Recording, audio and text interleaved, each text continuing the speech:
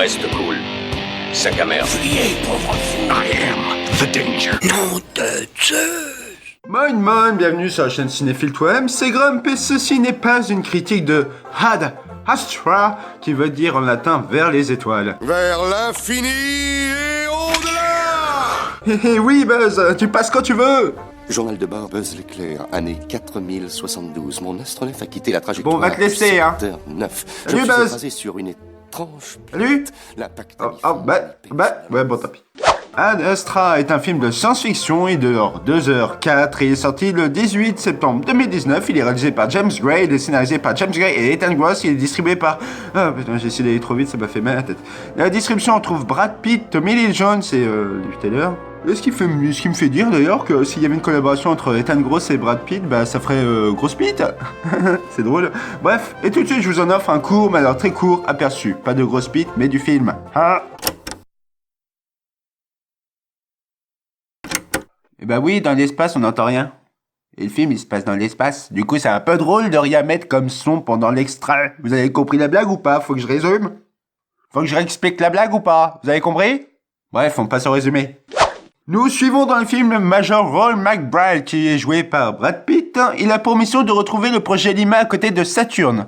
Pourquoi il doit le faire? En fait c'est un projet qui est envoyé il y a quelques années par la NASA. Et en gros, c'est son père qui faisait l'opération, mais ce vaisseau était porté disparu donc près de Saturne. Et il y a des il y a des surcharges électriques qui touchent la Terre et qui tuent des gens. Donc en gros, il y a trop de gens qui branchent leur appareil à raclette en même temps sur une seule multiprise. Du coup, ça fait des courts-circuits, sauf que ça tue les gens. Donc c'est pas super cool. Donc le Major McBride est envoyé vers Saturne, puisque les ondes de choc, les ondes de trucs là, viendraient de là-bas. Donc en même temps, il va essayer de retrouver son père, parce qu'il est peut-être vivant, il sait pas trop. Donc en gros, c'est un petit périple comme ça dans l'espace où il va essayer de retrouver son papa. Et tout de suite, on passe à la vie. Qu'est-ce que t'en penses, Cyril? Tu me demandes mon avis maintenant? Je vous écoute. Alors commençons par l'histoire, puisque je sors du résumé.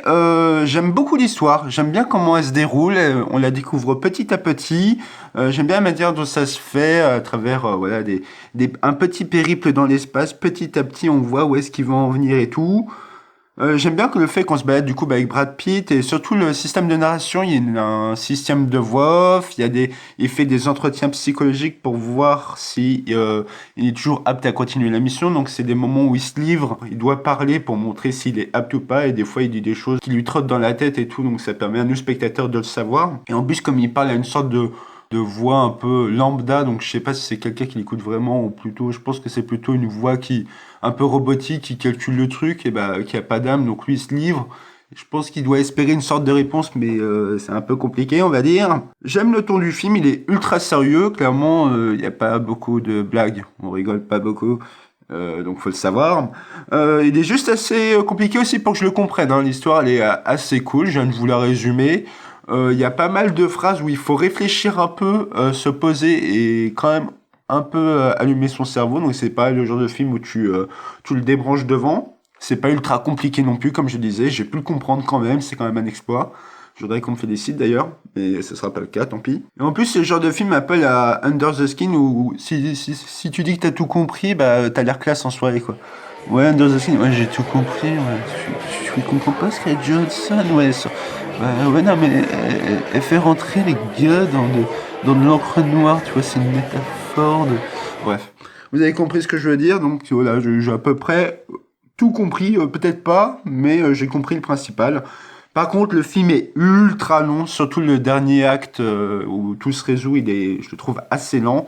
Ça vient aussi avec le film fait 2 heures, donc forcément, au bout de 1h30, moi je commence à trouver un film assez long si je suis pas complètement immergé dedans.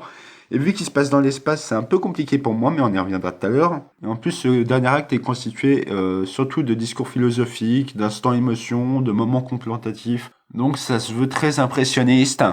Et ça marche, hein, mais j'étais pas assez immergé dans l'histoire, disons, pour que c'est l'impact que voulait le film, je pense. Autre chose que j'aime beaucoup, c'est le message de fin du film. On y reviendra dans la partie spoil, ne vous inquiétez pas. Juste ce que je peux vous dire en neutre message, sans spoiler, c'est que le film clash pas mal la NASA et les États-Unis. Donc venant d'un film américain qui traite de l'espace, je trouve ça assez rare. Ça dénonce pas mal de propagande, de choses. Et j'ai trouvé ça assez cool de voir ça. et de voir un peu cette facette peut-être de la NASA qui existe peut-être. Hein. À mon avis, dans toutes leurs missions, ils ont déjà dû peut-être un peu modifier ce qui s'est passé, le cours de la vraie histoire pour la réécrire, pour faire passer certaines choses. Je parle pas du voyage sur la Lune. Faut arrêter avec ça, ok? C'est pas Stanley Kubrick qui l'a fait, hein? On se calme, il a déjà fait pas mal de choses. Il a fait Shining, il a fait plein d'autres films. Il va pas tout faire non plus. Moi, je pense que c'est plutôt Danny Boone qui l'a fait d'ailleurs. Mais bon, bref, passons. Au niveau de l'acting, ça joue, ma foi, très bien, c'est très propre. Hein. En même temps, c'est un film à gros budget, donc c'est très rare, sauf quand c'est avec des jeunes acteurs ou des acteurs un peu connus, que ça joue mal. On a Brad Pitt qui joue très bien. Il est dans une très bonne période après Once Upon a Time in Hollywood. C'est bien, il redevient in. Même si mon film préféré avec lui, pour moi, ça reste Fury. Un film où il est chef de tank dans la Seconde Guerre et où ça montre tous les tourments de la guerre, quoi, puisqu'il il est suivi d'un petit jeune qui vient faire ses débuts dans la guerre aussi, et c'est assez dramatique pour lui. C'est un excellent film, je vous conseille d'aller le voir. Tommy Lee Jones, ma foi, je l'ai pas trouvé foufou, mais il joue plutôt bien pour son âge. Je rappelle qu'il a 73 ans, et Liv Taylor, le problème c'est, elle m'énerve, quoi. Et je ne l'apprécie pas. Dans les peu de films que j'ai vus d'elle, elle a toujours globalement le même rôle, c'est-à-dire c'est un rôle d'attente, quoi. Hein. Dans Armageddon, elle avait exactement le même rôle que dans Ad Astra. Elle attend son compagnon sur Terre. Enfin, c'est un peu différent d'Ad Astra, on y reviendra dans la partie spoil, mais globalement, c'est à peu près le même rôle. En plus, c'est marrant, il est plus élaboré, je trouve, dans Ad Astra. Il est moins gnangnan que dans Armageddon, mais on le voit vachement moins dans Ad Astra. C'est assez incroyable. Et pareil, dans Seigneur des Anneaux, elle joue Arwen qui passe son temps à attendre Aragorn, quoi, alors qu'elle pourrait prendre une épée, je sais pas... un ouvre-lettre, là, les petits couteaux, et essayer de planter un orque, quoi. Enfin, essayer de porter sa pierre à l'édifice, quoi, comme on dit. Mais bon, c'est pas grave. Après, plus elle vieillit, plus ça passe, je trouve. Elle commence à prendre en jeu, je trouve, avec peut-être pas avec ses rides, mais avec ses expressions faciales. De vieille. Non, pas du tout. Visuellement, par contre, le film, je l'ai pas trouvé fou. Je l'ai plutôt trouvé flou. Ça vient surtout, je pense, de mon cinéma, le méga CGR de Saint-Saturnin, à côté du Mans. C'est parce que l'effet m'a fait un peu pareil pour Gravity. Il y avait des moments de flou quand on voyait des planètes, des trucs et tout. C'était pas super beau. Et finalement, quand j'avais revu Gravity dans une télé tout à fait standard, basique, je l'avais trouvé vachement beau, alors que j'avais pas du tout aimé au cinéma. Donc j'essaierai de refaire l'expérience avec Ad Astra. Et c'est dommage parce qu'il y a pas mal de passages qui ont l'air impressionnants, qui ont l'air cool, genre des décollages, des explosions et tout. Bon, dans un cinéma même flou, ça passe un peu, quoi. T'as un peu de musique. Oh mon dieu, la musique, elle est pas folle non plus. Hein. Mais bon, on y reviendra après. Voilà, c'est dommage, quoi. Et comme je le disais, de toute façon, j'ai toujours eu du mal avec les films dans l'espace. Le problème, c'est que j'y crois pas, en fait. Pour moi, tout fait faux, parce que je sais qu'on n'a pas été dans l'espace pour tourner ces images. Alors que pour tous les autres styles, ça me le fait pas. Hein. Genre Seigneur des Anneaux, par exemple, pour revenir à ça.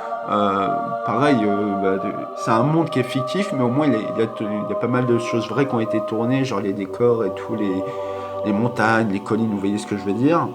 Et j'y crois plus, malgré le fait que ce soit un film fantastique et tout, là, par exemple, un film dans l'espace, je sais que tout est faux, je sais que c'est pas beau, et du coup, c'est très compliqué pour moi de m'immerger dedans. Ça m'a fait pareil avec Interstellar, Gravity, Austin Powers, l'espion qui m'a tiré, plein de films comme ça. Oui, j'ai rajouté ce film, mais chacun ses refs, ok, on ne critique pas. Et ouais, la musique, je l'ai pas trouvé folle, pourquoi en fait, il y a un style un peu à la Hans Zimmer, mais ça manque de mélodie. Ça manque de pas mal de choses. Je l'ai pas trouvée très marquante. Elle accompagne bien les scènes, au moins c'est ce qu'on peut lui donner. J'ai fini pour la partie sans spoil. On va passer à la partie avec du spoil. Oh, alerte au spoil. Alerte au spoil, les enfants. Et revenons tout de suite sur un message de film que je trouve assez original et qui m'a beaucoup plu, qui est... Je suis seul au monde. Merci Corneille, je savais pas que t'étais encore vivant. Je te laisse aller là-bas, il y a Buzz l'éclair qui t'attend si tu veux, il est en train de voir un truc, je crois. Non, je l'ai trouvé très intéressant de montrer donc la solitude de Brad Pitt et de son père. Oui, ça spoil direct, hein. On va y aller directement. Leur solitude et le fait qu'ils aient rien à attendre, notamment grâce au message de fin de l'espace. En fait, on va sûrement rien découvrir de très intéressant en termes de vie. Contrairement à ce que nous montrent beaucoup de films de science-fiction ou qui traitent de l'espace, on a envie de nous faire rêver, de nous montrer des extraterrestres et tout. Mais eux, je trouve le message du film très lucide, ce qui va du coup avec le ton assez sérieux du film, quoi. Et j'aime beaucoup ce message, parce que j'y adhère plutôt, en fait, malheureusement. C'est un peu triste, mais je crois qu'on va sûrement jamais rencontrer personne. On va finir tout seul. Puis du coup, je vous conseille l'interview, si vous ne l'avez pas écouté ou regardé, des bonus de l'exoconférence d'Alexandre Astier. Il y a une petite interview de 40 minutes où notamment il y a une question qui est posée sur ça et qui fait du coup écho au message du film. Et je trouve qu'il répond assez bien à la question. Concernant l'histoire, autre chose qui m'a beaucoup plu, c'est le traitement qui a été fait sur les personnages. Que je trouve ils n'ont pas été... comment dire, ils ne sont pas magnifiques et ils ne sont pas magnifiés en fait. Ils ont tous leurs failles, leurs fêlures. Je suis un homme. Mais j'ai des fêlures. Bref, ils sont humains. Tommy Lee Jones, par exemple, qui fait le choix de tuer une grande partie de l'équipage de son vaisseau pour poursuivre une quête que lui trouve juste.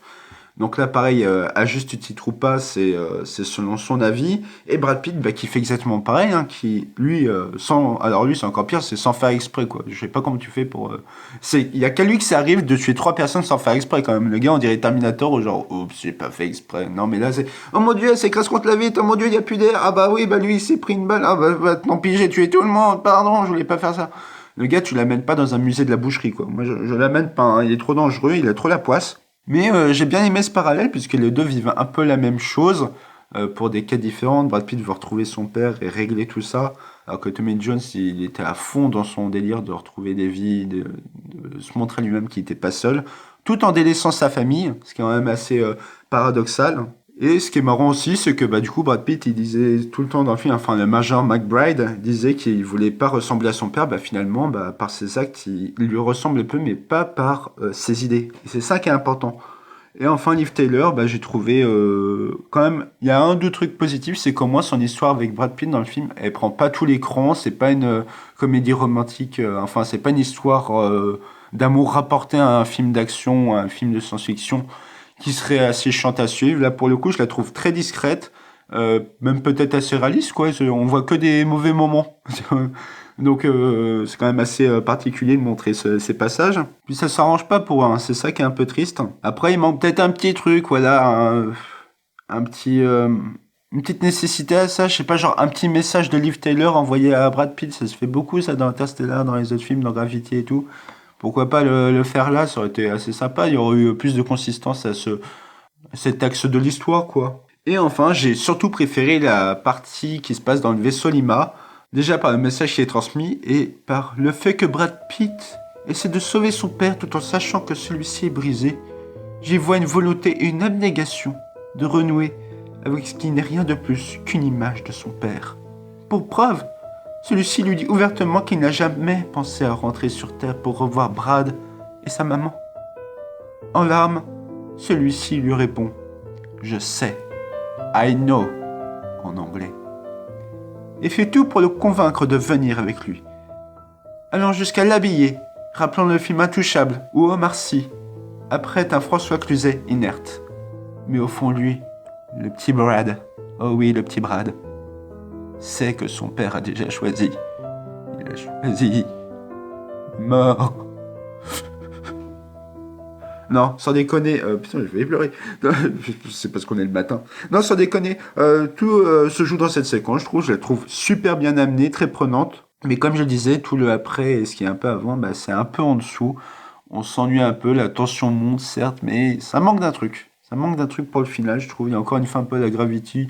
où le vaisseau retombe. Bon, il y a un peu plus d'intérêt, je trouve, pour Ad Astra, parce que ça portait pas mal sur la solitude, puis là, il revoit du monde, il arrive à prendre la main d'un gars qui vient le sauver et tout, il l'aide à marcher, donc il est obligé d'être avec eux, donc ça résout un peu son problème qui était le sien depuis quelques heures, depuis même quelques jours de voyage dans son vaisseau tout seul, alors que dans Gravity, c'est plus le fait de rentrer sur Terre et de voir la civilisation, les forêts, les lacs et tout, alors qu'elle était dans la solitude, dans l'espace, quoi, un peu pareil, mais c'est sur un axe différent, donc c'est assez marrant de voir ça.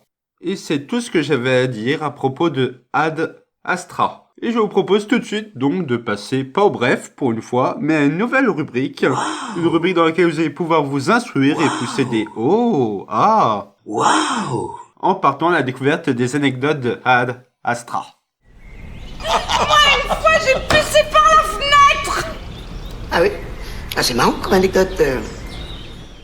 Le concept est simple, je découvre et je vous fais partager les anecdotes les plus intéressantes mais aussi les plus inutiles de Ad Astra. Alors installez-vous bien confortablement dans votre siège, décollage dans 30, 29, 28, 27, 26, 25, 24, 23, 22, 21, 20,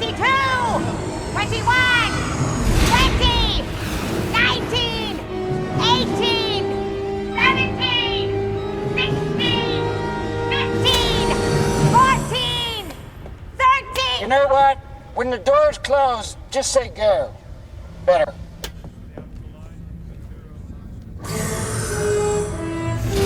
Go! Returning to the space station, paving the way for future missions beyond.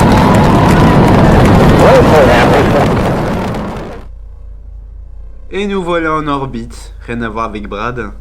J'espère que vous appréciez cette petite ambiance vaisseau spatial. Alors, première anecdote. Alors, pour la naissance du projet, c'est James Gray, donc il a été inspiré par le lauréat du prix Nobel de physique Enrico Fermi, dont les recherches ont servi de socle à l'exploitation de l'énergie nucléaire, j'ai rien compris, et qui pensait que le quart sud-ouest des États-Unis avait 90% de chances d'être détruit lors de la première fission nucléaire. Le metteur en scène se rappelle, personne... Ouais, bon, elle est chiante. Signification du titre, donc j'en ai déjà un peu parlé en début d'épisode, le titre du film signifie Vers les étoiles. Je me suis écrasé sur une étrange... Oui, merci Baz, on a compris. En latin, et constitue un raccourci à la formule Ad Astra per aspera, vers les étoiles à travers la difficulté. C'est beau, c'est un peu comme nous en français quand on a vise la lune, au pire tu tomberas dans les étoiles, quoi. Univers partagé. Elle est peut-être intéressante celle-ci. Dans le film et dans la bande-annonce, on peut voir une photo de Tommy Lee Jones avec le même combinaison spatiale orange qu'il avait dans Space Cowboy dans ce long métrage sorti en 2000. L'astronaute qu'il incarne se sacrifie et reste dans l'espace à la fin, tandis que dans Ad Astra, son personnage a également disparu dans l'univers. James Gray a toutefois dit qu'il n'y avait pas d'univers partagé entre les deux films. Ça c'est chiant, les réalisateurs qui cassent les petites théories comme ça qui peuvent être assez sympas et qui peuvent... évidemment elles aboutissent jamais sur un film, mais ça fait toujours rêver un peu le spectateur de se dire ah ça se voit c'est le même univers et tout. C'est quand même con je trouve de casser un peu de casser un peu ça comme ça quoi. Ah, trouver des décors. Pour la plupart des décors figurant la Terre, la Lune, Mars et Neptune, la production a choisi de tourner en décors naturels. Ah c'est marrant ça, parce que moi j'aurais dit que ça aurait été en fond vert ou autre chose.